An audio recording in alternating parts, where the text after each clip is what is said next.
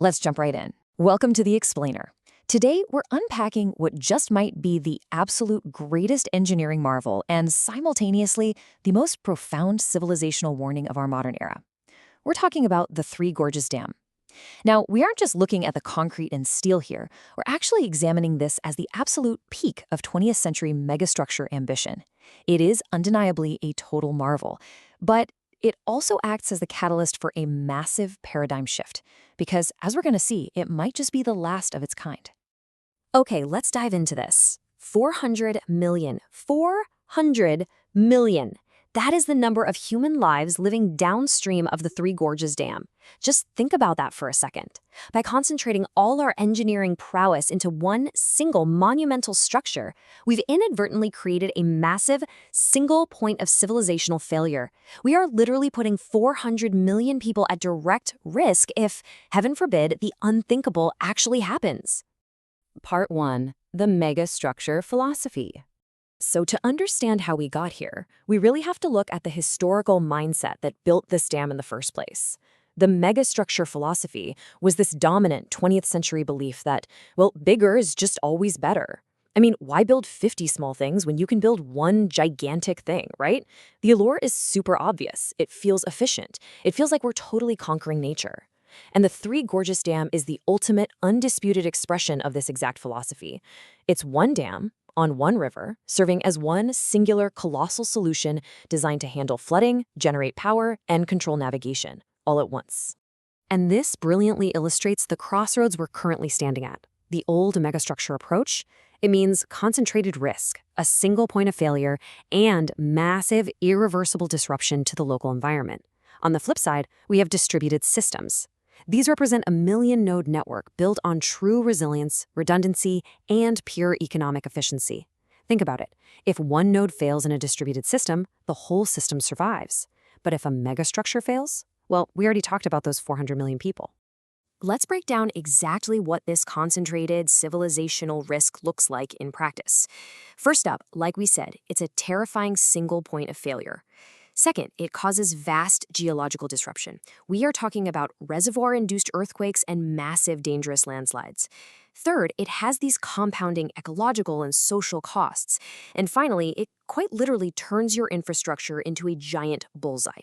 When you concentrate $3.6 trillion of a superpower's economic stability into one physical location, you unavoidably constrain their military and national security strategy. Part 2. The distributed alternative.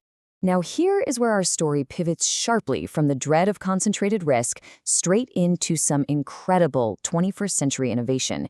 It's a true David versus Goliath scenario, and the alternative isn't just some abstract theory. It's literally already here.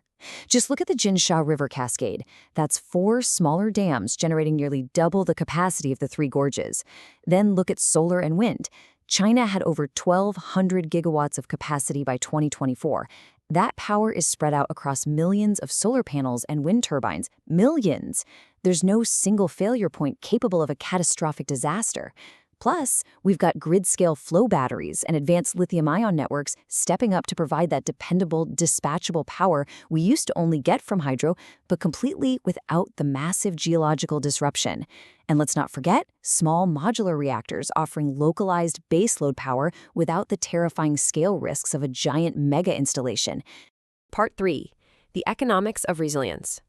Now, you might be sitting there thinking, okay, this distributed approach sounds fantastic in theory, but what about the cost? Well, here is the absolute game changer. Resilience is now grounded in hard, undeniable financial reality. As the quote says, solar and wind are now the cheapest sources of electricity in history. This is amazing. This economic victory completely rewrites the rules of global infrastructure. We used to build megastructures because we honestly thought they gave us the best return on investment.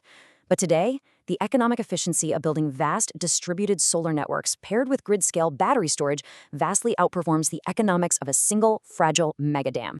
So the absolutely crucial takeaway is this. The case for $30+ billion single-point mega investments, it has totally evaporated. Poof, gone. We simply no longer need to gamble $30 billion and millions of human lives on a single vulnerable structure. The sheer economic efficiency of renewables and distributed battery grids means we can build cheaper, we can build faster, and most importantly, we can build safer. Part 4. Blueprint for the future. So if the era of the megastructure is officially ending, what are the new rules for our engineers? Well, our sources give us a really clear 5-point rulebook drawn directly from the lessons of Three Gorges. First, single points of failure are simply unacceptable at a civilizational scale. Period. Second, complex geological systems are always going to be way more unpredictable than our neat little lab models suggest. Third, long-term environmental costs, like species extinction, they just compound over time. Fourth, massive infrastructure naturally turns into military strategy, whether you want it to or not. And fifth, anything built at this massive of a scale demands independent international transparency, simply because it affects way too many lives to ever be kept in the dark. Part 5. Ambition versus wisdom. And this brings us to a really fascinating philosophical climax for this explainer: the tension between our human engineering capability and long-term civilizational wisdom.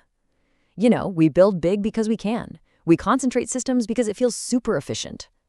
But a maximally efficient system, where everything is concentrated in one place, operated by one authority, and dependent on one giant wall of concrete, is actually maximally fragile.